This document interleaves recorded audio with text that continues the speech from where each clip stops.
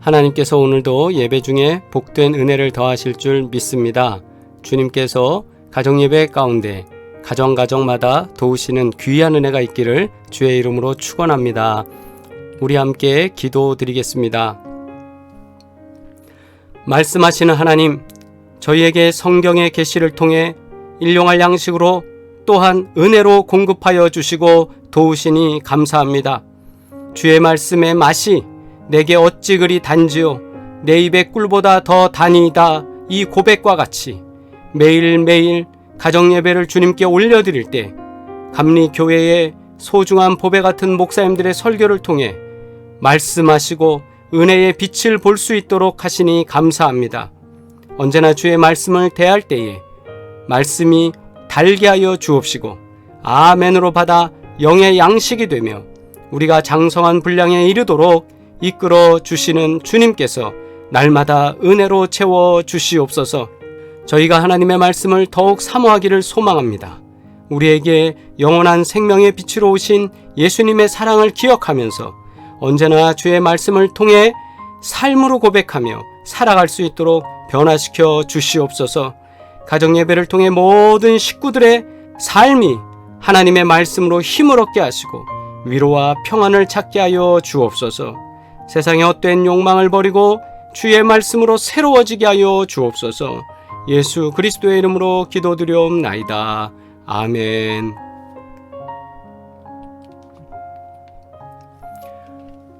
요한복음 1장 1절로 4절 말씀 함께 봉독하겠습니다.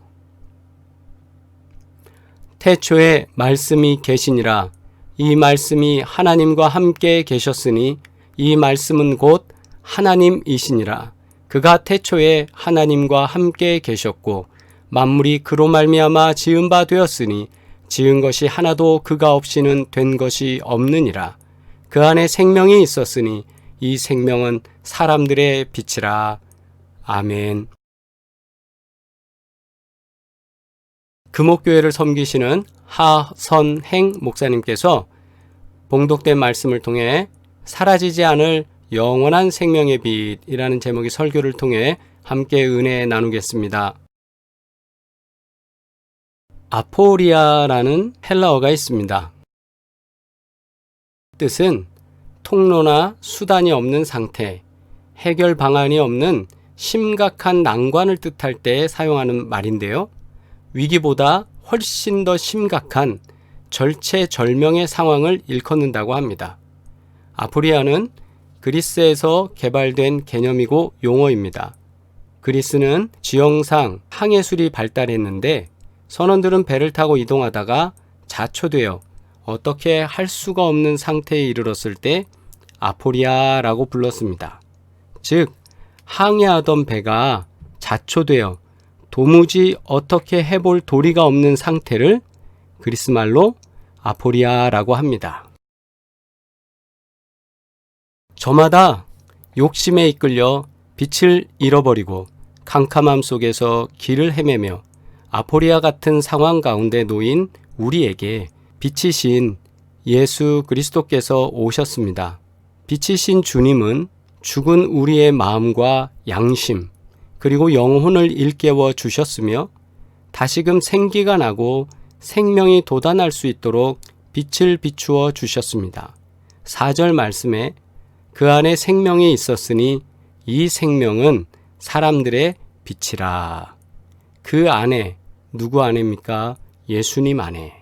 예수 그리스도 안에 생명이 있었고 그 생명은 사람들의 빛이 되었습니다.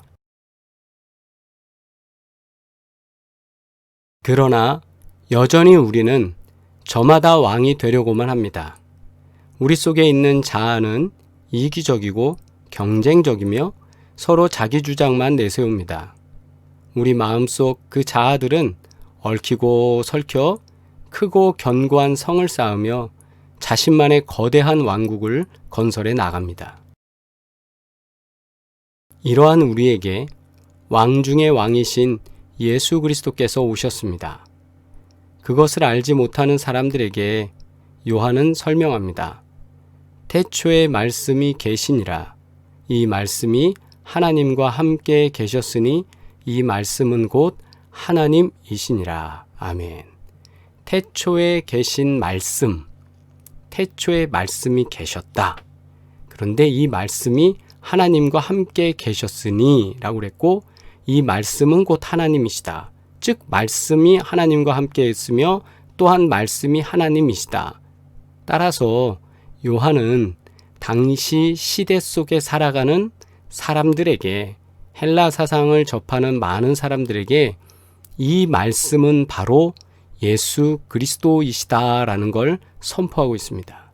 그들이 말하는 로고스라는 것, 이 로고스가 바로 예수님이시다라는 겁니다. 여기에서 사용되는 태초라는 창세기 1장 1절에 태초와는 다른 태초라는 용어를 씁니다. 다시 설명해 드리자면 창세기 1장 1절의 태초는 베레슈트라는 말을 쓰고요. 그 다음에 요한복음 1장 1절에 나오는 태초라는 것은 아르케라는 말을 씁니다. 물론 베레슈트는 히브리어고 아르케라고 할 때는 헬라어입니다. 창세기의 태초는 우리의 세상이 처음 만들어진 시간과 공간의 시발점, 즉 스타트하는 그 시점, 즉 과거의 끝을 말합니다. 다시 말하면 우리가 오늘 시간을 가지고 있는 것에서 과거로 갈 때 과거로 가서 맨 끝자리, 즉 시간의 시작이 되던 그 스타트 포인트라고 할 수 있는 시작의 시간, 그것이 태초, 처음이라는 거죠. 베레슈트라는 히브리어를 씁니다. 즉 과거의 끝이다라는 말이 그런 겁니다. 그러나 오늘 말씀의 태초, 아르케라는 것은 그와는 달리 시간과 공간이 있기도 전, 즉 영원 태초를 말합니다. 이 말씀 무슨 말이냐면 헬라 사상 속에서 등장하는 이 아르케라는 단어가 갖는 철학적 의미와 또 용어적 의미가 뭐냐면요.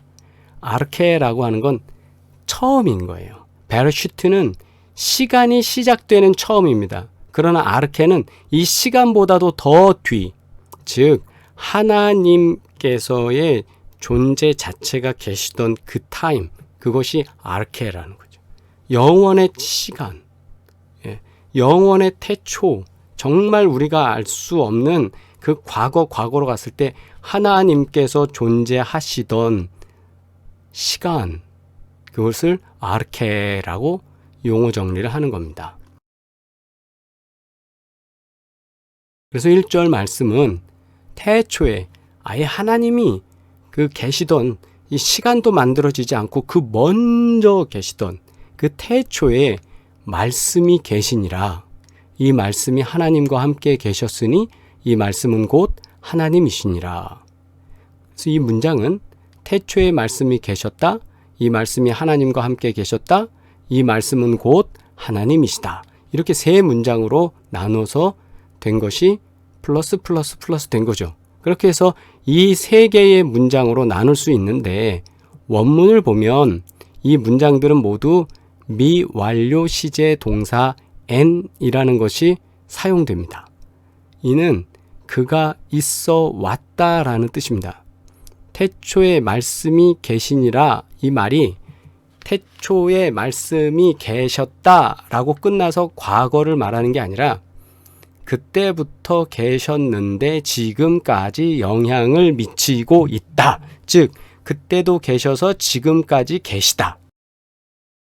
제가 태어난 시간이 있죠. 제가 태어난 생일로부터 지금까지 저는 살아오고 있습니다. 이럴 때 미완료 시제 n을 써서 나는 살아오고 있다, 나는 살아있다 라고 표현할 수 있습니다. 그러나 그거는 제가 살아온 날은 쉰이 안 되는 그 날짜들이잖아요. 그거는 바로 제가 시작하는 생일부터 시작해서 지금까지 미완료 시제 n으로 그렇게 살아오고 있는 거예요. 이해되시죠? 지금까지 영향을 미치고 있다라는 건 지금까지 계시고 있다. 이 말씀이 하나님과 함께 계셨다. 이 말씀이 지금까지 하나님과 함께 계시고 있다. 이 말씀이 곧 하나님이시다.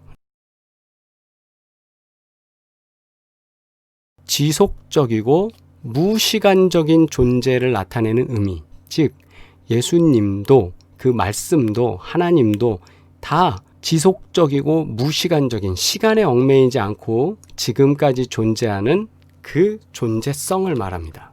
예수 그리스도는 시간과 공간이 있기 전부터 성부 하나님과 함께 계셨던 하나님이십니다. 그분 없이는 지어진 것이 하나도 없습니다. 만물이 그로 말미암아 지은 바 되었으니 지은 것이 하나도 그가 없이 된 것이 없느니라. 삼위일체 하나님께서 만물의 창조에 직접적으로 개입하셨다라는 거죠. 우리가 보고 느끼고 경험하는 모든 것들은 예수 그리스도로 인하여 지어진 것임을 기억하셔야 됩니다. 아멘. 많은 사람들이 빛이 아닌 것을 빛으로 여기며 살아갑니다. 돈, 명예, 지식, 경험 등 세상에서 가치 있는 것을 자신의 빛으로 삼지 마시고 사라지지 않을 생명의 근원이신 영원하신 예수 그리스도를 빛으로 여기며 살아가시길 주의 이름으로 축원합니다.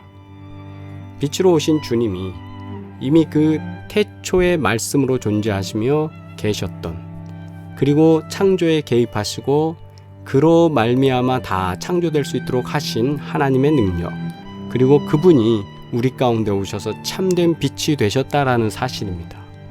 영원한 예수 그리스도, 그 영원한 예수 그리스도를 빛으로 여기며 우리가 살아갈 때 하나님께서 우리를 도우시는 놀라운 은혜가 있는 줄 믿습니다. 많은 사람들은 돈이, 또 명예가, 지식이, 경험이 전부인 양 생각할 때가 많습니다. 물론 그것이 우리에게 편리를 주기도 합니다. 그런데 그것이 전부는 아니라는 겁니다. 예수 그리스도를 빛으로 여기고 예수 그리스도가 우리 삶의 전부가 되시길 주의 이름으로 축원합니다. 진정한 빛을 바라보며 살고 있습니까? 오늘 허선행 목사님은 우리들에게 이렇게 질문합니다. 진정한 빛, 예수 그리스도를 바라보며 살고 있습니까? 우리가 날마다 힘들 때마다, 또 괴로울 때마다, 어려울 때마다, 흔들릴 때마다 빛을 바라보면 됩니다. 빛을 바라면서 승리하시길 주의 이름으로 축원합니다. 우리 함께 공동기도 드리겠습니다. 빛이신 예수님, 우리가 사는 세상에는 어두운 일들이 너무 많습니다. 이런 세상에서 오직 빛으로 오신 예수님을 따라 살아가게 하옵소서. 장차 사라질 우리의 능력과 힘을 의지하지 않고 영원하신 주님만을 바라보며 살아가게 하옵소서. 예수님의 이름으로 기도합니다. 아멘. 기독교 대한감리회 사랑의 교회. 사랑의 교회는 지하철 7호선 숭실대 입구역 2번 출구 480m에 위치하고 있습니다. 신앙생활에 도움을 받고자 하시는 분은 전화 070-4670-6589로 연락주세요. 주님의 평강이 함께 하시기를 기원합니다. 감사합니다.